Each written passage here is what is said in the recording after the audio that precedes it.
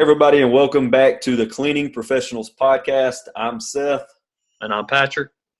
Patrick, we have a special guest with us today. Who is it? Yes, sir, we do. We have Mr. Mark Saiger. Many of you know him well. He's pretty well known in our world and our cleaning world, that is. Lots of people have seen his YouTube videos. Lots of people see him on Facebook and all the various carpet cleaning groups and pages. So he really doesn't need that much introduction, but I'll let him introduce himself. So, Mark, tell us a little bit about Mark Saiger. Isn't that something? Maybe I'm on Facebook and stuff too much then. Maybe I need to get a job. Oh gosh. No, thanks for having me here with you guys. I really appreciate it, and the opportunity to meet with you on this format too. But yeah, I've been like I was saying previous, I'm a carpet cleaner, and I had been a high school band director prior to. But the part that I always tell people is my dad was a high school band director and a carpet cleaner. And I said I wouldn't be like him. And he wins. He laughs at me all the time about it too. So it's really nice because dad is 84 years of age and my mom is 80. So, they were big inspirations in my life, and my two brothers who have also been carpet cleaners and other things we've done. So one was a undercover police officer, my brother Dave, and my brother Kirk was an industrial technology engineer. And we all ended up coming back to going and scrubbing dirty rugs. We just, it's hard to get rid of. And we were from farming background too in the Red River Valley. So we've always said we've always played with dirt all our lives. So it's just hard to get it out of the veins. Yeah. Wow. So you're kind of like me. I come from a family business also. I just grew up doing it. So when you say your dad was a carpet cleaner too, so as you were a kid growing up there in Minnesota, when you were growing up, your dad was actually cleaning, or what year did he get started? Yeah. So my family has been in the carpet cleaning industry now 56 years this year, starting in Grand Forks, North Dakota in the Red River Valley. We even had where we bought the equipment making process company factory, small thing. We were making some of these big, large stainless steel portables back then that had what looked like big coffee urns on the top, urinals on the top. And we were making those for a while. Those were our portables and our beginnings, and using a drag head with the weighted wands and, just all kinds of silly stuff back then. So I even tell my young guys now, you don't know how good you have it. Us old guys got to say that all the time. Right. But my dad was a high school band director. And back then, I would think it was I can't remember what year in the 1970s. I was born in like 1961. So I've been around it since I was probably 10 years old. But my dad was cleaning part-time in the summer times, deciding if he was going to leave teaching, because I think his biggest paycheck back in his last year was like $8,000 for the whole year. Wow. And he was able to make that just cleaning 3 months in the summertime. So that's when he made the jump. And then we moved from North Dakota, way up north by the Canadian border and the farming communities, the Red River Valley, down to Warren, Minnesota. So I ended up in the Minnesota side. So I'm born and raised in North Dakota, raised in Minnesota. And so our base business started out of Grand Forks, North Dakota. It was called Merle's Steam Clean, Uncle Merle, because he owned an Amoco standard station, whatever it was back then, standard. I think it was standard. And he was closing up shop. Some guy owed him money and just happened to have one of these carpet cleaning units. He says, well, I'll take that in payment. And everybody knew Uncle Merle, like pipe smoking Uncle Merle, you're just a little guy, and loved him. And he started this business, and he was going to do a franchise. And only people that really ended up buying into the franchise was family. And we were all saying, we're not going to pay you 10%, Merle. So, yeah. Of course, for me, I'm saying that, and I was a kid back then. So I'm just kind of repeating from, family, and that was older than me at the time and remembering history. So. Wow, that's a story. So from there, at what age did you actually start? I mean, was it with your dad you started getting hands-on cleaning yourself? Yeah, it was the age of 10, honestly. I remember going out and I got to run the little head, which was like a terrible upholstery tool, stair tool. And I do all the trimming underneath everything and all this stuff. And I think I started being able to drag the drag head at about age 10, or it was about 11 or 12. So we would do it. And then it was kind of funny because I remember when we first got our first truck mounts too. We were 14 years of age, maybe probably that age, 16. I remember we were driving, at least I was driving. My dad drove bus also. And so he would have a job after his bus driving job. So my brother, Dave, who was the undercover cop, by the way, he wasn't yet, but he became one, he's, the silly guys become the cops, but he was driving illegally, the carpet cleaning van to the job. To my dad would go and meet him right after the school bus. So my brother would get started. He was probably the age of 15. And, back then on the farm, you could have a driver's permit, but he didn't. So the cat's out of the bag there, Dave. So we'd drive around. We were young. At one time, my dad had in the small town of Warren, Minnesota, population was below 2,000 people, and a lot of surrounding farm communities, everybody proud of how they kept their homes, their yards and everything. So it was a great place to clean. But I remember we had 3 vans, and I still, to this day, I look back and I go, Dad, I can't believe you were running 3 vans in this smaller community. He was that busy. And us 3 boys, we would just go. We knew nothing else. I mean, and we didn't mind it. We'd go out and work. We kind of took a lot of pride in the fact that we were able to go and do this. So it was fun. Yeah, that's kind of similar to my background, though. We just grew up. I mean, that's the only thing I've ever known. I mean, and I got out of it for a little while also, and I was in the fire for about 10 years. But, I just grew up. We just grew up, and it was like I pick around with Seth. I say it was kind of like built-in child labor, like the 3 of us, we all did it. Because I have a brother and a sister, and we all just grew up. That's all we knew. We just from the time that it was like kind of a built-in babysitter too, because my mom would just send us off with my dad, and we just worked. Yeah. So I mean, it's interesting it's interesting to hear somebody that's it's the same thing. I think a lot of family businesses are that way. Yeah, so there's a lot of pride in family business that's really doing well. I want to say pride in we wanted to be successful, and it was a bit of competition for us to be successful. I want to say, we'd have some competitive carpet cleaners around there, but my dad's philosophy, and we still do the same thing, is always be friendly and helpful to our local carpet cleaners. And I'm so thankful for that attitude that was, given to us to learn. So, the competition was amongst ourselves at how hard could we work, which was, we were wrestlers back then too. So we always took this as like, this is a great summer workout to keep in shape for wrestling season. Cool. Workout too. Definitely. Okay, so kind of fast forward a little bit. At what point did you decide that you wanted to go into becoming a band teacher? Like, tell us a little bit about how that transition happened. Yeah, so again, my dad was a high school band director for many years, band and choir, very successful, very good, and a trumpet player. So of course, at the age of 3, I'm running around in diapers probably yet, or just getting out of them, and grabbing my dad's trumpet and learning to play it. And so my dad got me this old trumpet from Poplar's Music out of the scrap bin, and they hammered it together and put it out, and I had it as made into a lamp a long time ago. But I started playing trumpet with my dad at the age of 3, and became very fortunately quite skilled at it. I taught it. I played professional for a while too.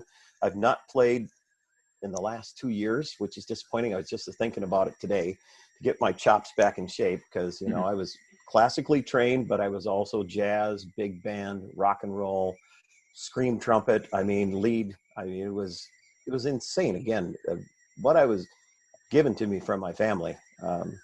So and then I had incredible successful band programs up here in this little town in Grand Rapids, Minnesota. So not Michigan, but Minnesota. And nationally ranked competing marching bands, jazz bands. It was just, we just became known. So again, everything I started learning young, kept moving, kept teaching, kept doing. And I knew nothing else. I just knew to go after things and do it. And if you're going to take it on, do it the best you can. Yeah. So at what year did you get back into the carpet cleaning business? Yeah, so the carpet cleaning came about. I started a branch off my dad's business in Bemidji, Minnesota, where we were going to college. This was our way of earning our way through college, was carpet cleaning. And then I student taught. I had a choice. It's funny, at Bemidji State, I had a choice of 3 or 4 places to select to go student teach. So I was going to finish my degree. It's like, you're that far. Let's finish it out, the student teaching. Grand Rapids, Minnesota was one of the things on the list. And I checked it and went, I've never been there. I'm going to go to Grand Rapids. And I got here, a student taught. I had a great successful experience, and then they asked me if I would consider coming on staff the next year. So I said, well, okay, I'll come and do it for a little while, thinking maybe a year or two, and then I'll be, the carpet cleaning business is going. My little brother will keep it going while I'm busy, and he's finishing college. And the next thing I know, it's 25 years later. I taught 25 years here. Wow. So I'd started back up part-time. I was part-time at the beginning. Then I sold the business to a guy that used to work from us from our small town of Warren, Minnesota, moved to Grand Rapids and asked to buy it. Said, oh yeah, take it. I'm not doing much with it right now. And what was the name of that? It was a branch of my Merle's Steam Clean also, Okay. my dad's Merle's Steam Clean. Mhm. And then he moved, and I just happened to get back in business because so I got married to my wife, who had 3 daughters. And back then I was racing snowmobiles and jet skis, and I was spending a lot of money, having fun. So I get married, so I need to have some extra income too to, support a family, as well as continue on spending a lot of money like I did. So that was about 2000. I got back into business and started Saiger Steam Clean. Figured, oh, it'll be easy. Saiger Steam Clean and Merle Steam Clean. They'll get the Steam Clean effect because we're back that old, Steam Clean, not thinking carpet service, But so that was about 2000. And in 2008, I had an experience, and I always say this, so if my former superintendent's watching, this is not a dig on you, but probably a thank you, that he came in one time again and said, we were going through budget cuts. He says, so we're going to have to cut your program again this year, but you guys are so amazing, you'll keep doing things for free. And I looked at it and, no, I won't. Oh, yeah, you do. You don't have a choice. No, wrong answer. Told him I was going to take a leave of absence, and so I did. I took a leave of absence for 5 years, contributed to my teacher's retirement, which isn't much. It's unfortunate, but and then I decided at the end of that 5-year leave I wasn't coming back. So then it was again all in. You go all in. So Yeah. And it's gone very well. I mean, we have 3 vans here in a small community of over 11,000 people, 43,000 in the Itasca County, but we're at 3 vans, and I've got my son-in-law and myself, my wife, and our daughters. They answer the phone. My son-in-law and myself on vans, and we have 2 Bradys. So we have the Brady bunch right now that are also on vans with us. So we're really quite fortunate, and just it's crazy busy here. Yeah, looks like you made the right decision. Yeah, I hope so. But now I'll be 60 years old here in in about 3 weeks. So you always go and you go, wow, that number now? What is up with that? Where did that time fly by? So we make other plans, but what other plans are to make sure that our family is taken care of, because we are in a sense transferring this family and the business to the family. Right. So they will continue it. We've been setting them up with it. They've got their own shop just about a mile and a half down the road. We're setting them up with things so they can be successful. And then the community has a reputable, successful business also that they're used to having and loving the service. Awesome. Very cool. I love hearing stories like that. So tell us a little bit about, because like everybody, I've met you in person one time, and that was at Mikey's Fest, and we'll talk about that later. But I really know Mark Saiger. The Mark Saiger I know and love, I met on YouTube. Okay. Oh, goodness. So tell us a little bit about, because you were like doing, and this is the cool thing about you were doing the YouTube stuff, I feel like, and long before most carpet people were. Like, I feel like when I think about YouTube, I mean, I guess I think about you and I think about Courtney, but I really think about you first. I think about, like, you were one of the first people that I really saw that gained a lot of notoriety on YouTube. So what was it? Why did you start just being like, I'm going to record everything we do and stick it on YouTube? That is actually so funny. Again, it's one of my son-in-laws mentioned one time that you can go learn everything on YouTube. He was learning how to prep his walls and paint and do some stuff. And I said, oh, really? And my very first YouTube video was actually when I got a zipper wand. And I was cleaning a restaurant. I thought, this is really cool. I got some video. I'm going to just try this YouTube thing. I'm just going to put it out there and just shoot, raw and load it from the camera and out there and be loud and like a ping pong ball in a small room, kind of deal. And it started working. Then from there, it was easy to get information to people that wanted, okay, you need a video on repairing something, or how do I clean this, or how could I do this? So I started using the YouTube because it was easy to link. Didn't have a clue in YouTube, never monetized my videos, never SEO'd, never did anything. I just put them out there. Now I'm doing a little bit more with it, but it probably was more successful the old way. So, yeah. But that's just how I learned. It was my son-in-law actually had told me about YouTube, and I just started uploading a video, and I don't know, it just kind of took off from there.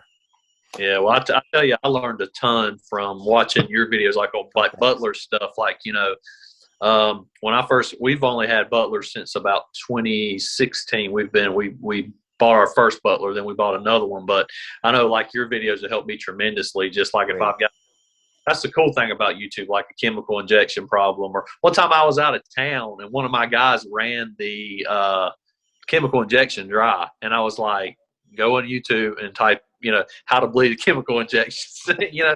And so like that stuff's just awesome that it's out there. And like I said, I think so many people got to know you on YouTube because your videos were so popular. And I feel like you kind of made carpet cleaning cool for people. You know, it was like, yeah, it was really neat what you've done with YouTube. So talking about Butlers a little bit, you're a Butler guy. I am too. What did you just grow up running Butlers, or at what point did you purchase your first one? So many years ago, my dad started mounting truck mounts. We started with slide-ins, and then my dad started finding some old Chemlon units of a business that went out of business and started making them into direct drives. He started doing it himself. You know, again, farming, probably you learn how to just do PTO takeoffs and stuff and figure it out. I also got to give my dad a plug here because I've been told he started 32 carpet cleaners for free. What would have been his competitors for free, mounted truck mounts for free. They paid for the equipment and stuff, but my dad did this out of the goodness of his heart. And so then we got into our first truck mounts, and we were doing direct drives. Well, at this time in the 80s, late 80s, we started hearing about the Butler. And I think it was one of our cousins out in South Dakota, who was kind of a gearhead and stuff too, bought the first Butler. And then about 3-4 years later, he bought another Butler. Well, then our family bought his used Butler, and we were all like going, wow, this is pretty cool. Mind you, now this is back in like the early 90s. So they were still pretty cool then. And, you know, people say they haven't changed a lot, but there's minor changes that you don't see in improvements. But, so we've been with the Butlers since in the early 90s. And right now we have 3 of them. I don't know how many I've owned. And I tell people I'm very, very pleased with it. I had an incident with a van that it wasn't the Butler, it was the van. And unfortunately, mechanic shop just kept misdiagnosing it for like 6-7 months until Butler stepped in and said, this is our credit card. Put a starter on that van for him now, or we're flying out. That's how they were. So I, you know, things are mechanical, they break. Things can be misdiagnosed. And even through all that, I still love my Butlers. I really do. Awesome. This one here has a nickname though, Christine, like the movie. That's mine now. Yeah. I'm following the saga of trying to get it, you know, the kinks worked, whatever it was. So it ended up being a starter. And then there was a bulletin, update bulletin that came out after that. So yeah, we at least generated a bulletin. And then I had a ton of calls and people contacting me when you would hear that clank, clank, clank, clank, clank, and you thought the whole thing's dropping out the bottom, whatever. But yeah, it was a starter issue. The Bendix would stay stuck out. But it sounded like the whole thing is just going to explode and metal was ready to fly. So yeah, so I had then a lot of calls after that, and then there was a bulletin put out, and it was just a simple fix. But you know, they're like GM's probably at the mercy of whoever made that starter for them at that time, and it just had a few of them. So I just happened to be one of the first. Seth, you got anything else for him? Any other questions? Yeah, I was going to ask him, how did you come across obviously you're a big fan of the Devastator wand and the Zipper wands. How did you come across those, and what is it you like about them? So the Zipper wand, I kind of joke about it with Eric. I never knew Eric. I'd met him maybe at a couple shows. I looked at the Zipper wand, come from old days of drag heads, and I looked at that thing and I said, this is really silly, stupid. Who would buy this? So we were at a show one time, and another unit had come out by another company at the Vegas show, and I was helping outside and watching it. And so I saw this other unit. It was made out of plastic and some, stainless steel and stuff. But and then I saw the zipper wand, and coming from a racing background, seeing this billet aluminum and machined and just the incredible design and build on it, I was pretty blown away. And then I started watching it clean, and I didn't know at the time how they were doing it, but the zipper wand, you can jack up the pressure too, and it's still control, and do a really good job cleaning and control the water in. And it was cleaning as well as the other unit. I went, well, for $300 more, I can have that zipper wand all high-end metal and blah, blah, blah, or that plastic thing. So I took the metal thing. I went home. I did my first the restaurant with it, my first YouTube video. And I remember in the middle of the night, Eric Hiltz, the inventor and maker of it, I took a picture of my credit card front and back. It was midnight. And I text messaged that to Eric, and I said, send another. Because we were so fast with it compared to even wanting. I just told my son-in-law, I said, just put your van away and just keep moving equipment for me. Tables and chairs, you can't even keep up. And it was doing such a great job. And the funny part of it is it's midnight now. It's 1 a.m. out there in Michigan, Detroit, Michigan area where Eric is. And he responds back, okay. So, and I had a second one on the way. And man, we just loved him. Now then, you start running in that circle at Mikey's Fest, and, you've met Eric, and then Tom Conway also comes around from the Devastator filter. I didn't need a filter, because the Butler, I was very happy with my filter in the Butler. But Tom, it's really cool filter. And then all of a sudden he made this wand and a swivel wand. And I thought, well, I don't really need a swivel wand. And then I found out I really do like a swivel wand, a rigid swivel wand. But the thing that I really liked is how well the darn thing cleaned and extracted. And I remember the first two that were built, I have one of the first two yet. I sold one of the other ones to a friend, carpet cleaner out here in my area too, and updated. But when he hooked it up to my Butler, which had 250 feet of hose downstairs, but I'm running 2.5, a long way too, hooked it on, and he pulls it up, and it's just loud. And I remember the look on Tom's face, and he goes, I think we went too far. I said, no, we can turn it down. I can turn it down if I need to. And so, but we watched how it cleaned and extracted, and went, dang, all right. Now I got zipper wands, and I got Conway wands, the Devastators.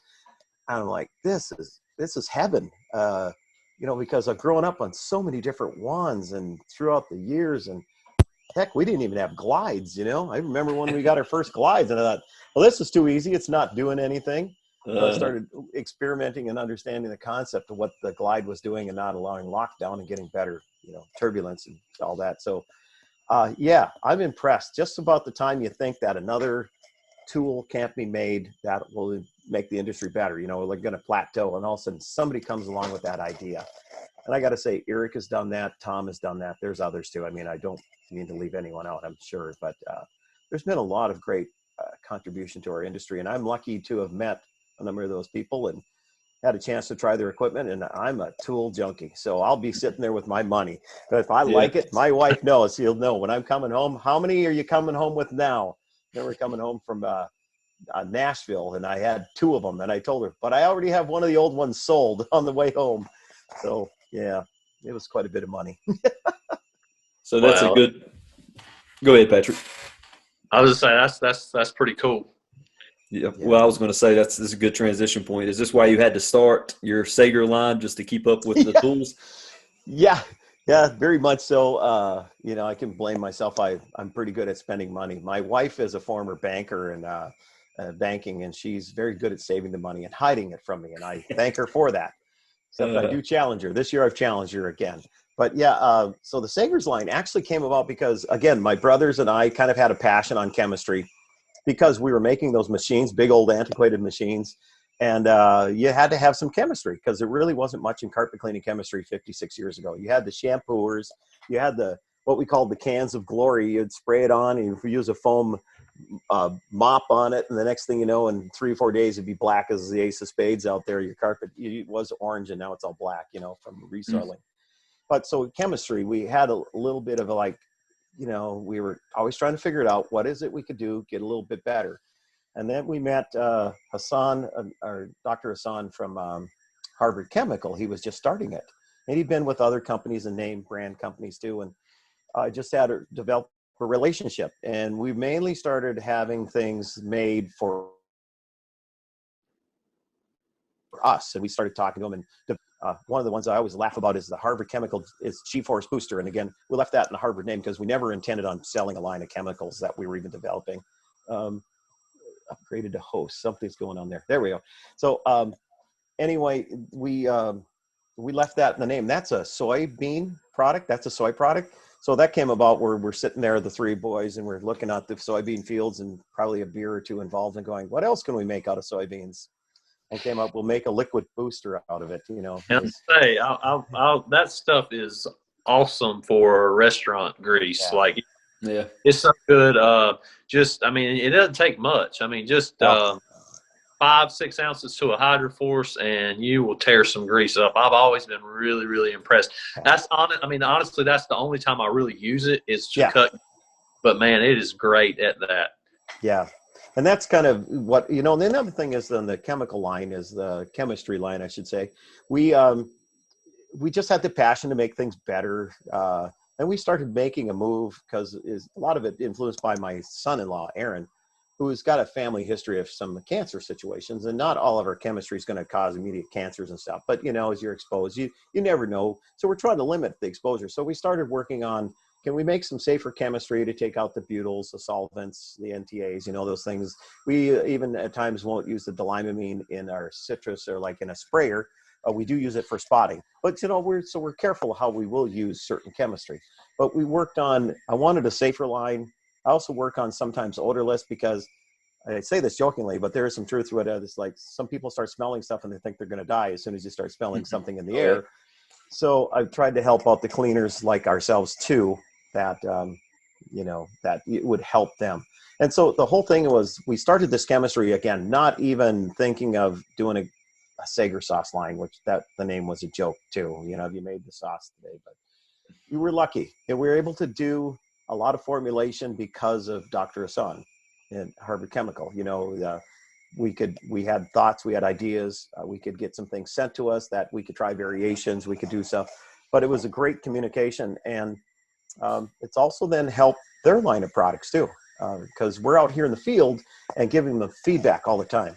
Just again, a couple weeks ago, I was giving them feedback on one of my products that I've got out there right now and something I discovered using it. And we started going, he says, just in my head right now, I'm thinking, and I think, yes, that would work perfect yet. So I said, well, that's good because I just did it. And so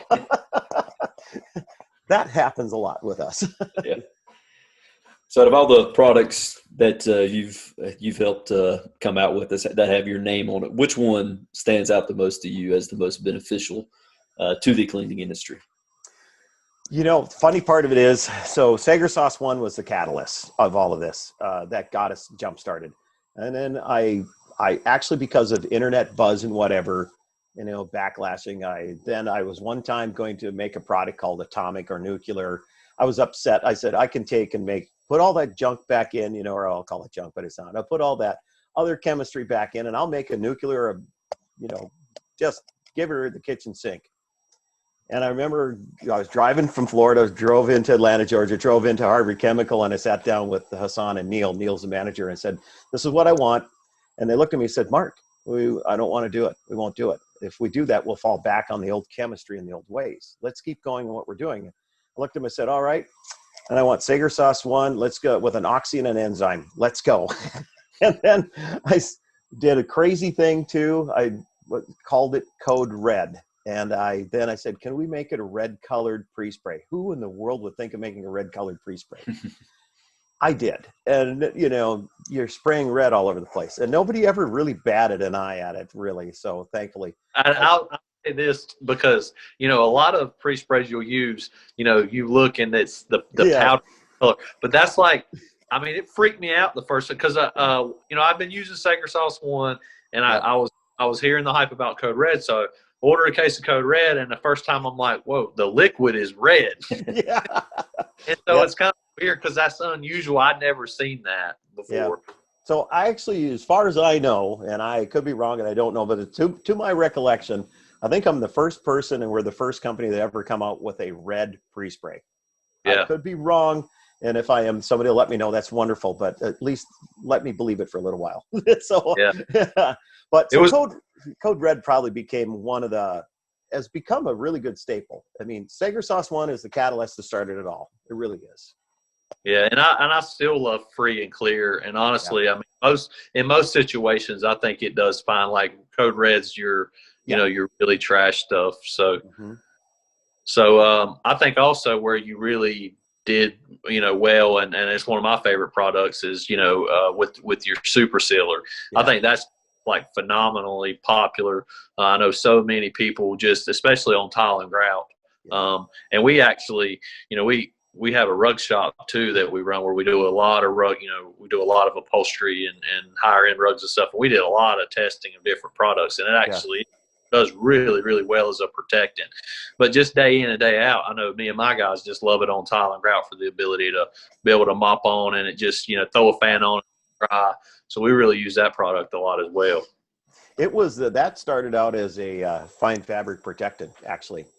And then, of course, my brothers, we just have to experiment more. We started working it towards the carpet. And, one of the concerns was, well, it'll maybe not dry as soft in that. And so we challenged that next venue. And then we started going to the hard surfaces. We've been doing it. We kept it secret, though, because and then Mikey, of course, got wind of it at one time. And he's the one that started talking about it the most, probably, too. But we started, the other thing is odorless. So our carrier, it's a solvent base. So our carrier was odorless. It was another huge thing we've been doing, again, trying to reduce the odors.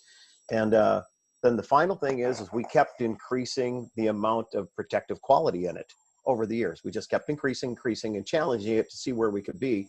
And even now where we are at, we feel there's not a benefit beyond this for the type of work we're all doing, where you can do it on all the surfaces, the fine fabrics, wool, carpets, and tile and grout. So especially in the tile and grout, that's where we experimented to see if there was a better, if you added more protectancy in it, if there was a benefit per dollar, and there wasn't. So we kept it at this point. There has been some talk about, Mark come out with a gold version, which is mainly for your, fabrics too, because it probably wouldn't work as well on the hard surface. You might still, then especially on some of these shiny glass tile type things, you would really see it. So the protective quality. So, yeah. So tell us a little bit about as far as Mikey's Fest, because like I met you at Mikey's Fest in Greenville was where I think I actually met you. Mm-hmm. And we had a really good time there. And that was my first Mikey's Fest and the only one I've been to, but we really enjoyed it. Met a lot of people. I met a lot of people in the Carolinas, where me and Seth are, that I didn't even know were there, that I'm really good friends with to this day. That's the cool thing about how it just kind of brings everybody together and you meet people that you'll stay in contact with. Yeah. But tell us, how did you get involved with Mike Peyote, and how did you get involved with Mikey's Fest? And what was your first one? So Mikey, it was pretty late when I met Mikey. I'd been on his board. He started his board in 2006 because Mikey got kicked off all the other boards. Sorry, Mike. So, and then it was, then I got invited to one of his festivals out in Aptos in Santa Cruz and to come out and present, and met him for the first time. I'd known him online, and then from there, we've had a friendship. Well, we had a friendship prior, but meet in person friendship, and so we work on some projects every now and then together. But as Mikey's Fest came about, can't even exactly remember. He was always doing Mikey's Fest, but then he did that, and then it came around with Ronald McDonald House Cleaning. We'd started also doing some donations for like pet and adoption places and things, and an autism center in Nashville. So then the Nashville thing, what we did the autism center in Nashville, then it got into another, and can't remember where we did our first, maybe it was in Florida, the first Ronald McDonald House. That was suggested to us also. And then it became, after what we saw, what they were about, it became a pretty huge passion to help with the Ronald McDonald houses. There's other places too that we've helped with and they've helped with. So, meeting all these cleaners is phenomenal. You're cleaning side by side with them. You're doing good for whatever you're cleaning and doing.